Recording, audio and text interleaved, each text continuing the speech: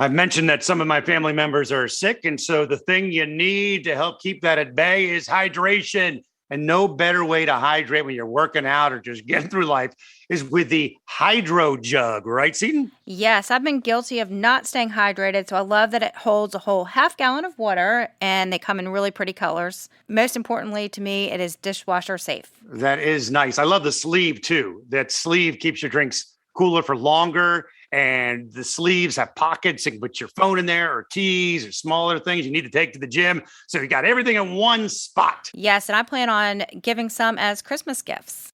And that's a good idea. Get your Hydro Jug at hydrojug.com. Use discount code Murdaugh to get 10% off your order today. Hydro Jugs are a game changer for anyone on the go. Again, use code Murdaugh. That's Murdaugh. Hydrojug.com. Get 10% off today and start hydrating right away.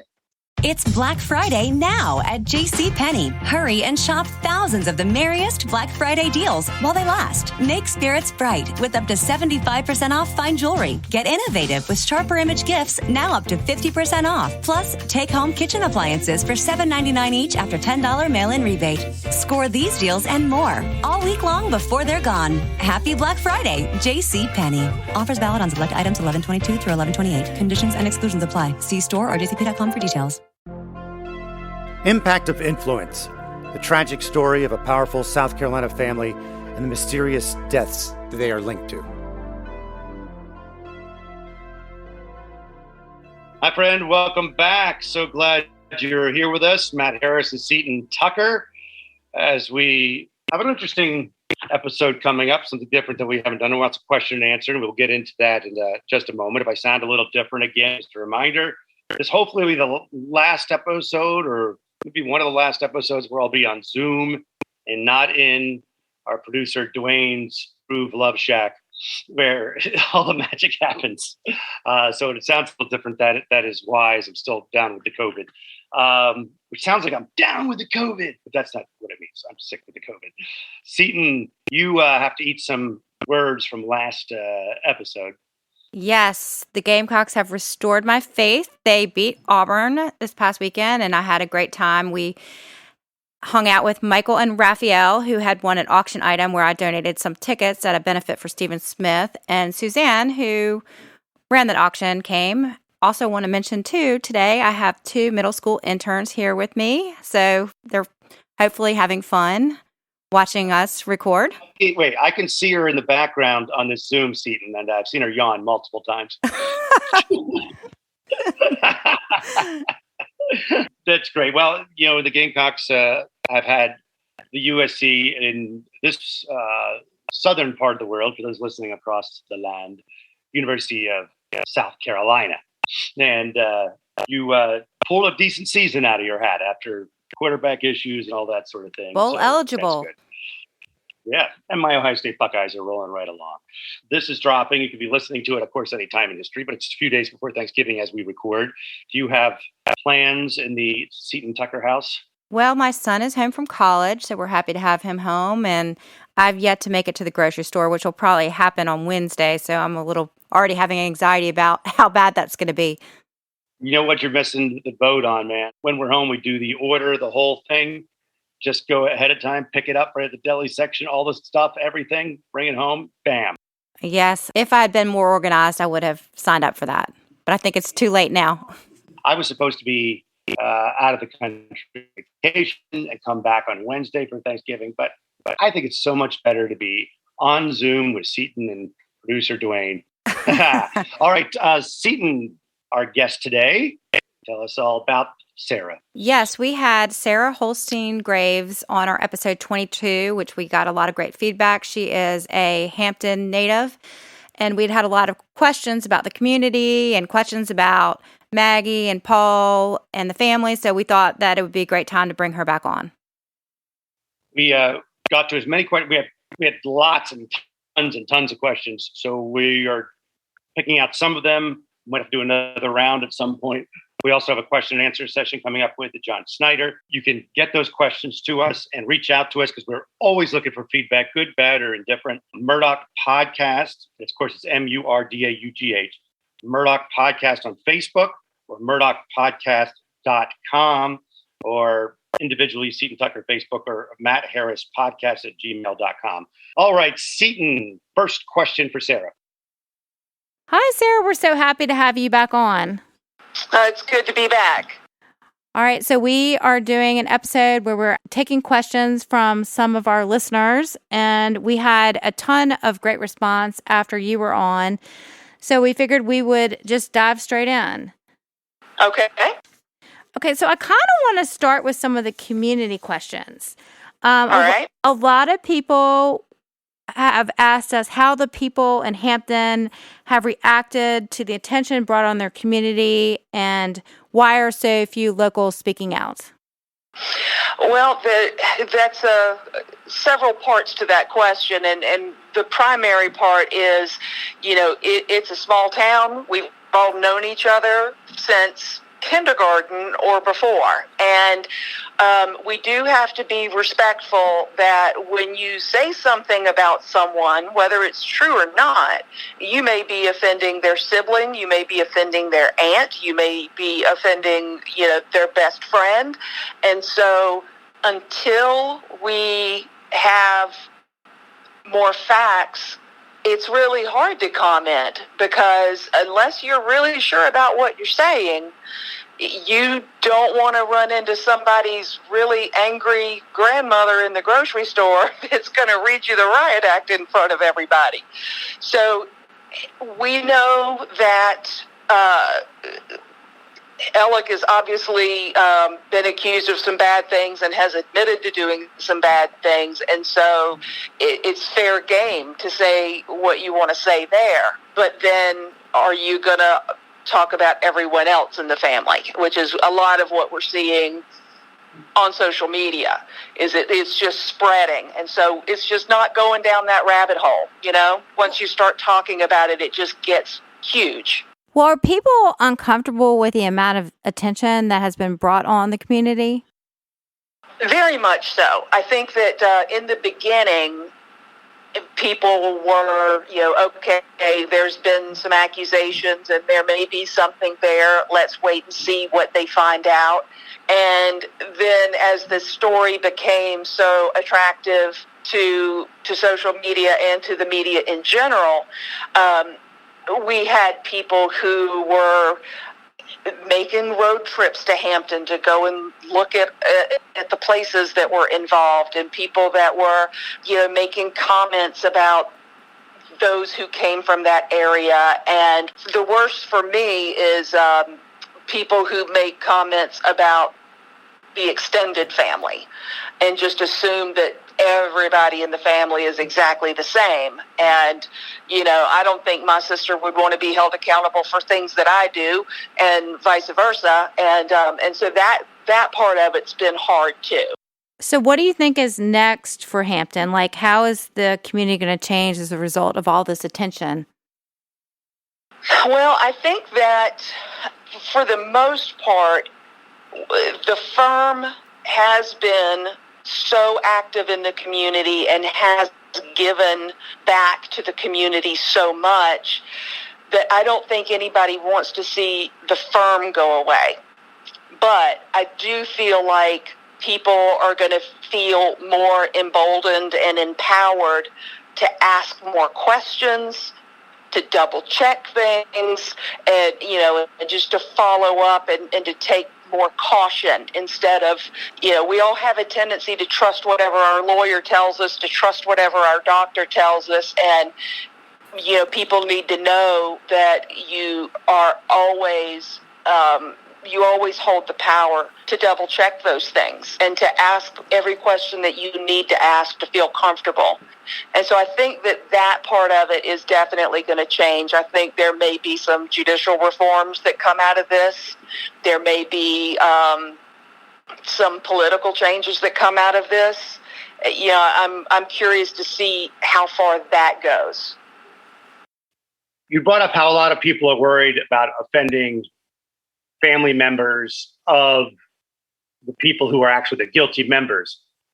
However, I also get emails and messages from people, and I'd like you to speak to this. There has to be a contingent of people in that area who are angry, very angry people about what has happened to the reputation of their town because of this, and people who are angry at Alec for it going. Not everybody's walking around on eggshells necessarily, right? I mean, there's got to be a contingent of people that are just angry. There's definitely that, but unfortunately, with our emotions, it's not that often that we can be 100% of anything. So we can't be 100% angry at Alec, and we can't be, that can't bleed into other family members of his. I've known them for forever, and, I was never Alec's biggest fan. I think that his siblings are wonderful, and so from everything that he's been accused of and the things that he's admitted to, I have been told that, he does feel some relief that now carrying what he's been doing, that weight is off of him, and now he's got to move on to, accepting accountability for things. But that doesn't mean that his siblings have done anything wrong, and it doesn't mean that his dad did anything wrong. You can look at any family that that has 3, 4, 5 kids, and the moral compass is probably not the same on every one. The accountability is probably not the same on every one. So that's the part that, that is tough. As far as anger, absolutely.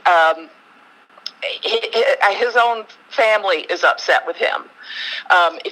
If you look at the statement that Randy made shortly after the Labor Day weekend fiasco, he actually uses the word steal twice. And that is a very strong word for an attorney who is, very good at choosing their words, to release a public statement and use the word steal twice. So that's got to give you some indication of how, annoyed, upset, disappointed, all of those things that he has to be, to use a strong word like that. Sara, hold on a second. More questions for Sara in a second. First, word from our new friends at Founders Federal Credit Union.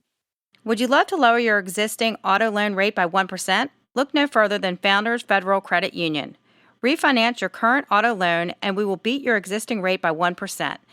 Plus, make no payments for 90 days.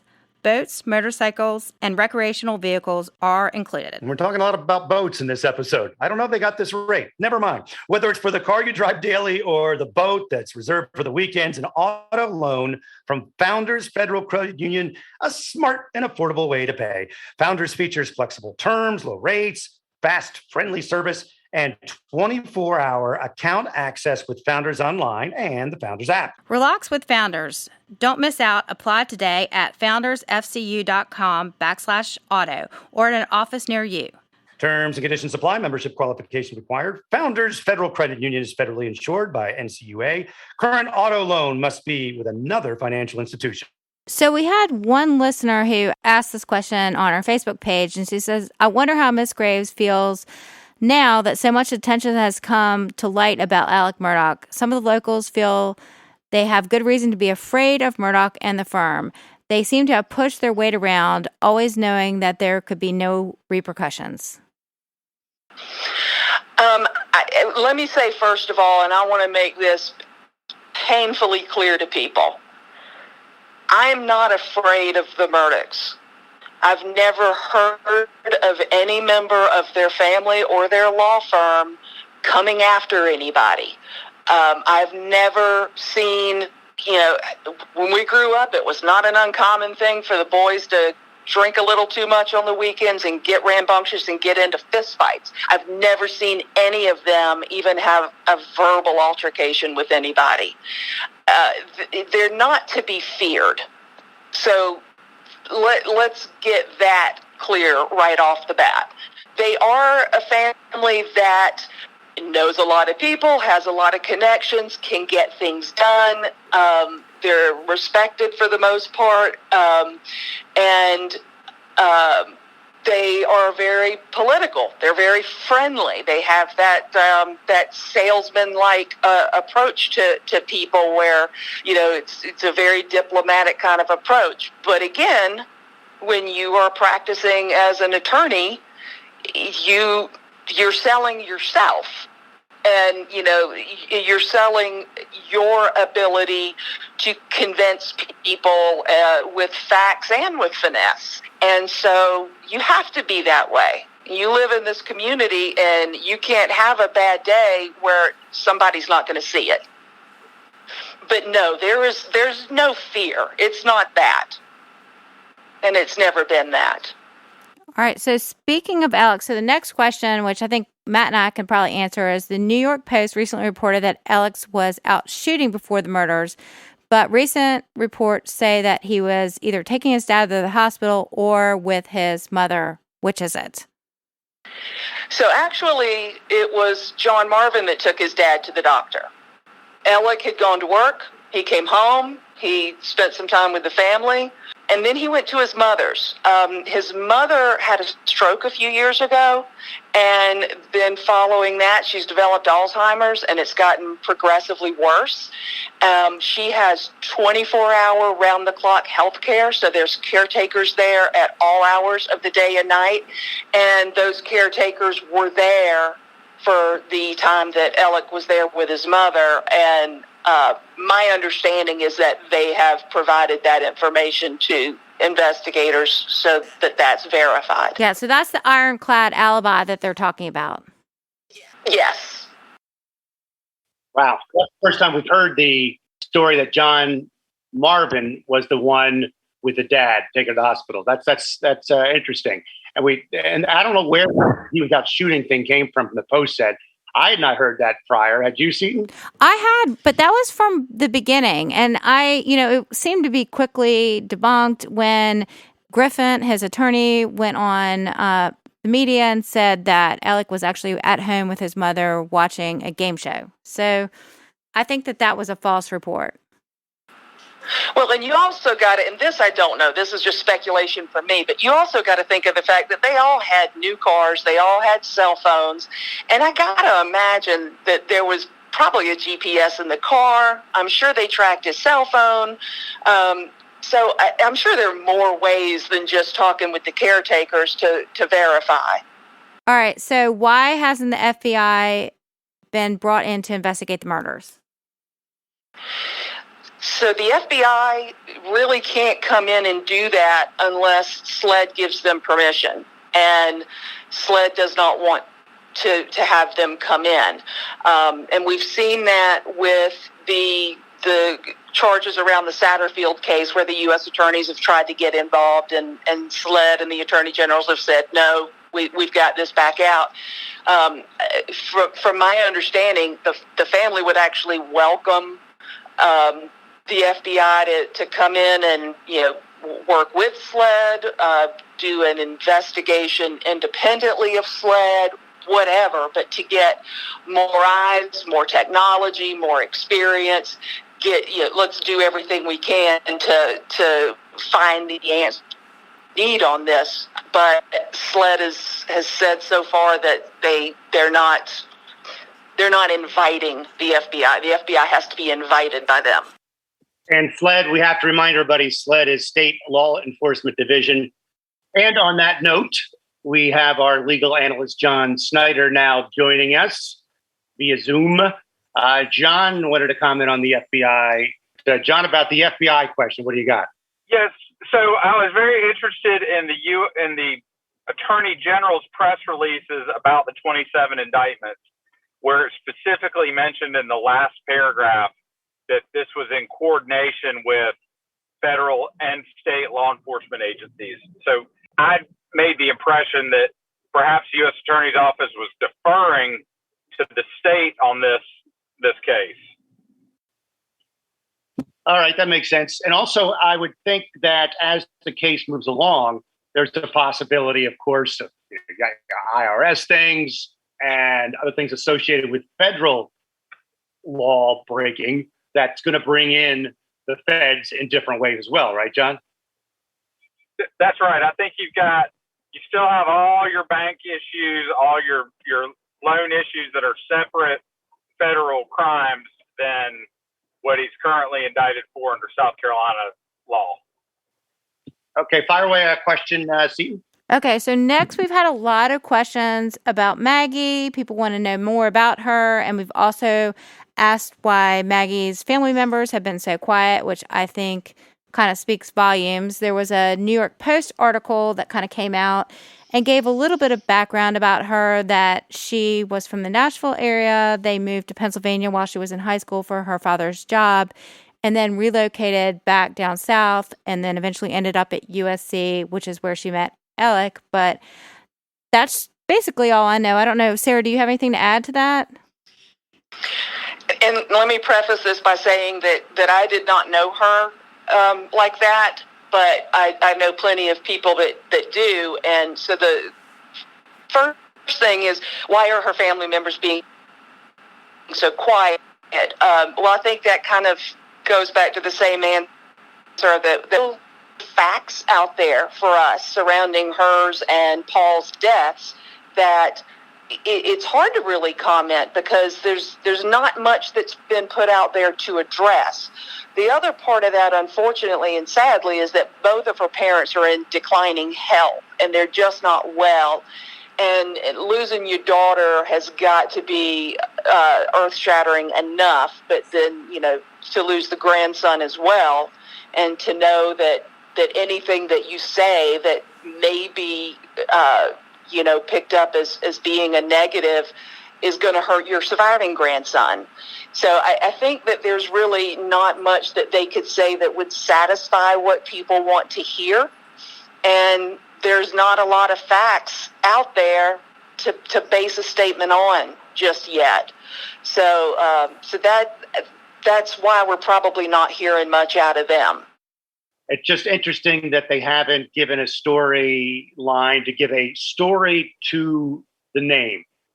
Talk about her as a daughter or as a mom or as an aunt or as a person in the community. That's surprising to me that there hasn't been any comment to give her a narrative that she probably justly deserves.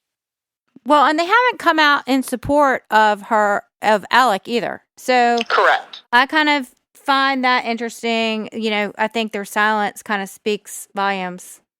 The question as to what she was like, the general understanding that I get is that she was a very bubbly, nice type of person, but she was also a fairly private person, and so most of her socializing was with her family. She was very close to her sister. With Alec's family, she was very close to her sister-in-law, and obviously she had the children. They were super, super involved with the boys' sports. Alec coached them. Maggie did a lot of volunteer work.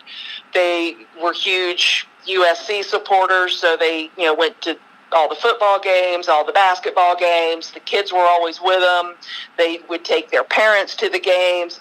So I think that most of the socializing that she was doing was within the family. So we've also heard, like we've reported, there's two sides. We hear that they had a loving marriage, but then we've also heard that there were, problems in the marriage, and that she was looking into finances and this sort of thing, and that she was living in Edisto. Sarah, do you have any inside information on this?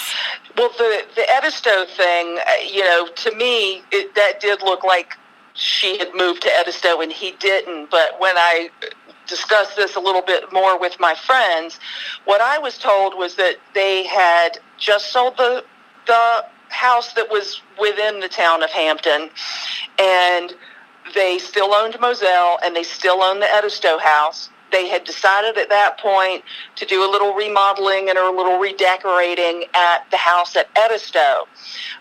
It was summertime. The school was out for the boys. The boys were able to go to Edisto with her for the summer. Attorneys in some practices have a little more relaxed hours in the summertime, or maybe they can work remotely. So Alec was able to go back and forth. So she was staying there because she had workers coming in and out doing work on the house. And the boys were able to be there because it was, summertime. So that it wasn't that she moved there by herself and then he stayed here. So as far as you know, there was no divorce plans or anything like that? No, and I even went back and kind of looked over some of her Facebook things, as I think a lot of us have. And I did find it interesting to note that she made a post last Father's Day, which was just under a year before she passed. And what she wrote to him was, "Happy Father's Day to the best, who everybody loves. Thank you for all you do for our family. You work so hard for your family, and our kids are so lucky. Dad, coach, teacher, and best friend." That just didn't, to me, sound like somebody that was preparing to pack up and leave. And that was right around the same time that she had supposedly moved to Edisto permanently. Seton, you told me the other night that your husband kind of looked at you and said, "Where is my wife? What have you done with her? Because you made this amazing meal thanks to Green Chef." What was it? Yes, I made the peanut chicken with udon noodles, and my whole family liked it, which we have some picky eaters in my family, so that was great. It actually only took me 30 minutes to make it, and it really tasted like something you would get in a restaurant. It was surprising. I've had other of the boxes you can order, but Green Chef has blown me away without a doubt. My wife and kid who were making it with me were like, "This is the best one yet," how simple it is. It's in that nice bag. And plus, Green Chef has a meal plan for every healthy lifestyle. You can go keto, you can go paleo, you can go plant-powered diets. You can even just have a delicious but balanced dish if you'd like from Green Chef. Yes, it's the #1 meal kit for eating well. Go to greenchef.com/Murdaugh125 and use code Murdaugh125 to get $125 off, including free shipping. We travel to see what's around the bend and what we're capable of. And now Capital One's new class of travel card can keep up with you. Introducing Venture X from Capital One. With 10x miles on hotels and rental cars, and 5x miles on flights booked through Capital One Travel, and 2x miles on everything else you buy. Venture X, for those always asking, where next? Capital One, what's in your wallet? Terms apply. See CapitalOne.com for details. Okay, so we've had a ton of questions about Buster, and I think Matt actually gave the best response. So I'm going to let him take this one. With the information we have right now, okay, that's with the information we have right now. This could change, but right now, I feel bad for the dude. He's innocent. He has one civil charge, giving his license to his brother to get alcohol the night of the Mallory Beach boating accident. That is the one civil case that he's involved in. Otherwise, he's lost his mother and his brother. They were shot to death. His father's turning out to be a pretty bad dude. And I don't see the need to hustle after Buster at this point. I don't see the end game being anything positive unless something new comes out. This is a guy who's just been through hell.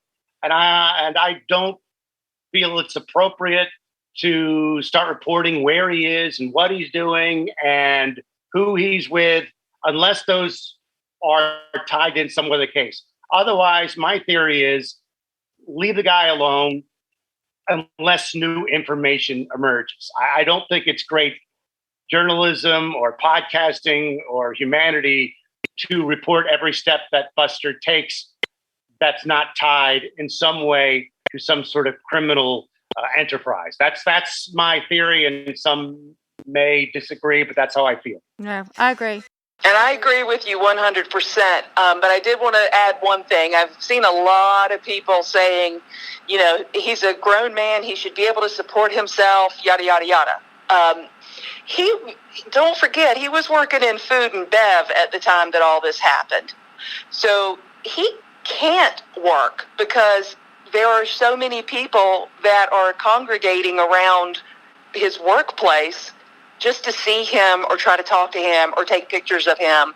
So he can't go out and do the kind of work he's been doing. My understanding is he's going to be going back to school in the spring. So it made more sense to just lay low for a few months and then go back to being a student. Okay, so we have someone who's asked, were there any security cameras at the house or kennels at Moselle? No. So you have confirmation that there were not cameras? Yes, there were no cameras there at that time. Oh, wow. So there are now, I guess. I don't know the answer to that, and if I did, I wouldn't say. Well, that's good to know because there have been so many questions swirling about the question of whether there were cameras at the house. People have also really questioned us a lot about, you could hear dogs barking in the 911 tapes, and we know that Maggie and Paul's bodies were found near the kennel. So do we know what happened to the dogs?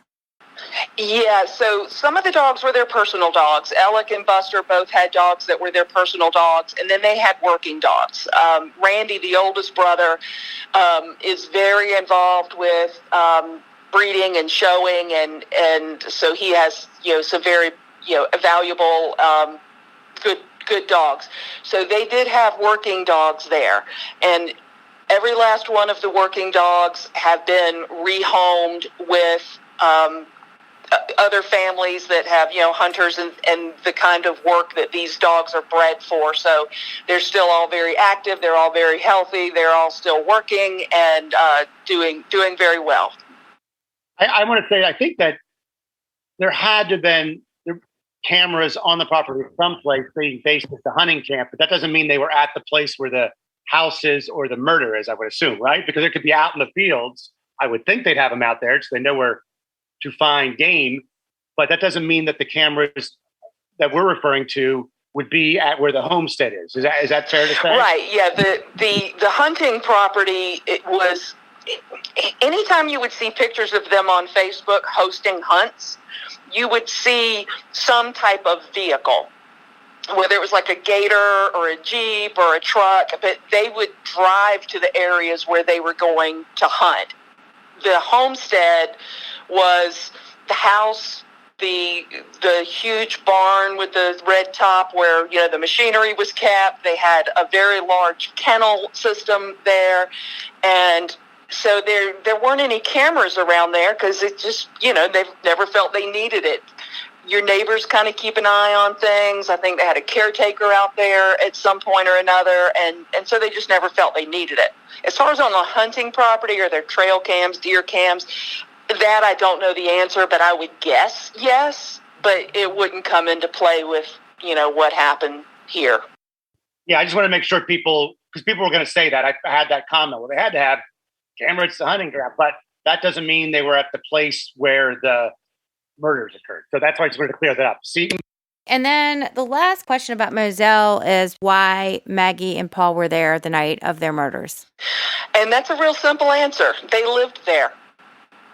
I've had a lot of people that have wondered, they had Monday night dinner there. Paul was lured there. He wasn't supposed to be there. No, they lived there. School was out. She was living there full time. He was working with his uncle, and then he went home after work. All right, so there is part one. We didn't know there was going to be a part one and part two. We were doing a question and answer session with Sara and John Snyder. We didn't even get to John Snyder yet, but it went really long, so we decided to divide it up into 2 episodes. By the way, Sara's thoughts are her own, and her friends from the Low Country, how they have reacted, and not the views necessarily of Seton and I, but we really, really appreciate her joining us. Always a popular episode. Thank you so much, Sara. We have another episode coming up in the next couple of days, which will feature a lot of legal questions for John Snyder, our legal analyst, and Sara will join us on that as well. Also, we want to point out Seton doesn't want to let people know because she hates to watch herself. I've done it for years, and I hate listening and watching to myself, but people may be interested. We got a little show coming up.